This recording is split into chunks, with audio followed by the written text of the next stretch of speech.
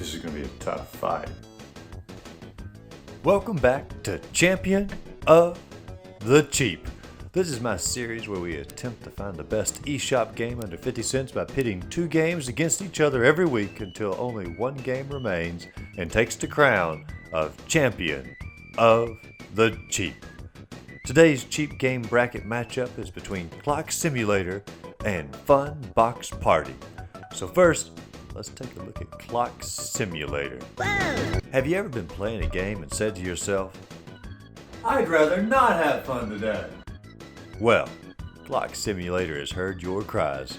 This game has taken the punishment of waiting for the clock to change and made it into something even more punishing. A way to purchase waiting for the clock to change. Now the first thing I notice when I load this game up is that the company Cool to Play with a K sounds familiar. Once I go to the menu, I notice that one of the game modes is called Dungeons and Aliens. I feel like a fool. I hope this isn't the same Dungeons and Aliens game that I wasted my 19 cents on last week just to see it reappear within this game as a bonus. Not cool. Not cool. But we'll have to wait and see. Regardless, this game's tomfoolery is there from the start.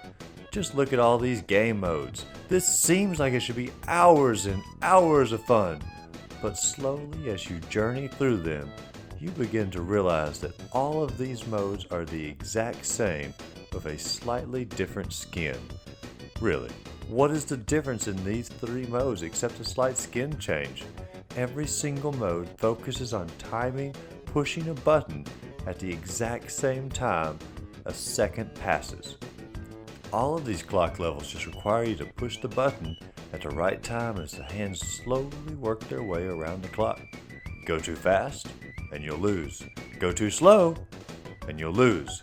Do it absolutely perfect, and you still lose because you got sucked into playing this game in the first place. The only variety that this game has is for the mini games where you get to play as either a wizard or a pig. But even in this Dungeon and Aliens mode, where the pig, it just boils down to pushing a button again. Push the wrong button, and once again, you lose. The music in this game is pretty much non-existent, which makes it even worse. They could have added the rhythm to make the clicking of the clock slightly more fun, but perhaps they didn't want to lose the realism of actually watching the clock. But wait! There's a two-player mode! I'm sure all of my friends would love to play this game with me. Hey, you want to come over and play clock? No, nothing cool particularly like that. Just a clock. Oh, okay, yeah, I understand. Not a problem. Oh, maybe another time, sure. Hey, you want to play? Oh, okay. Would you want to be a clock for a day? A little operator? Would you want to play clock? Want to play clock? There might as well not even be a two-player mode, because no friend is ever going to want to play Clock Simulator with you. And if they do want to play it, they're probably not going to be a friend for very long. It's stretching to even call this a game, and I'm sure that anyone who's ever downloaded it has been pretty disappointed. Cheap or not, this game is a ripoff for sure. On to the next game.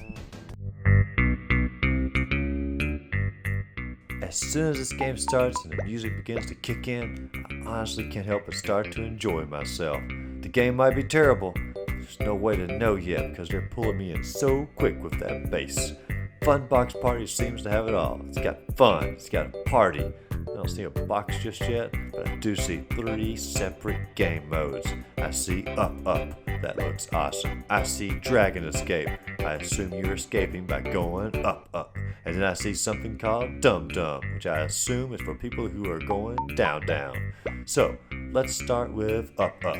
First off, you get to choose your shape. So I'm going to pick the shape that I feel represents my feelings on the best way to make money, the pyramid.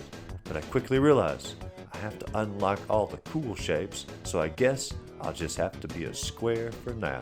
But hang on, it's not a square, it's a box. Perhaps a fun box party. Let's find out.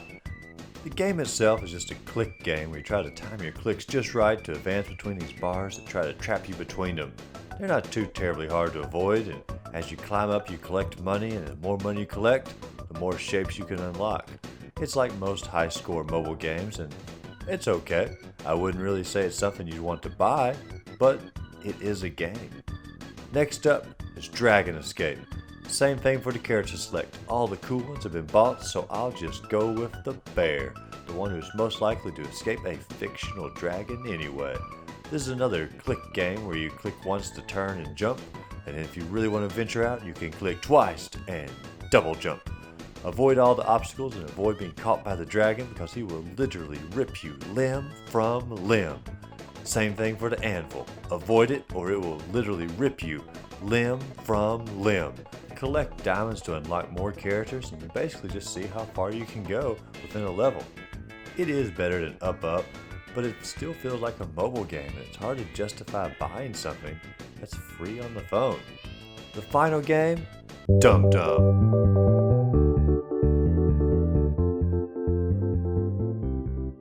And bam! Another win on the music. You play as this little fuzzy bacteria blob and slowly make your way up the organ of your choice. The gameplay is familiar. Almost too familiar.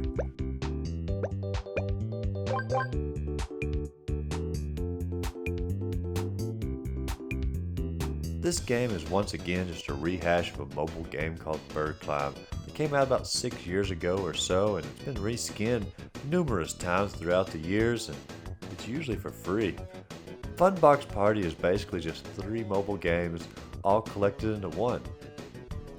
However, what would you say if I told you that there was one unique part of FunBox Party that's separated from the whole mobile community? Put your hands together for a wacky, light-hearted activity to do with your friends when you run out of good games to play. Local split-screen multiplayer. It's not that great. I suppose this multiplayer component could justify the few cents that you would spend on the game, but it's pretty much just the same game, but you play with a friend. Granted, this is something that you could not do on a mobile device, but it's still just a split-screen multiplayer playing these mobile games. So, I wouldn't really say it could justify the 19 cents that you spend on the game, but it is still a game. So, which one of these two games will be the victor? A clock or a box?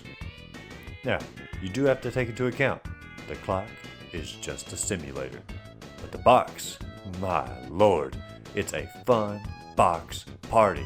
You gotta have those 2 keywords around it because it's not just a box, it's a fun box party. And this box party does have a little bit to offer.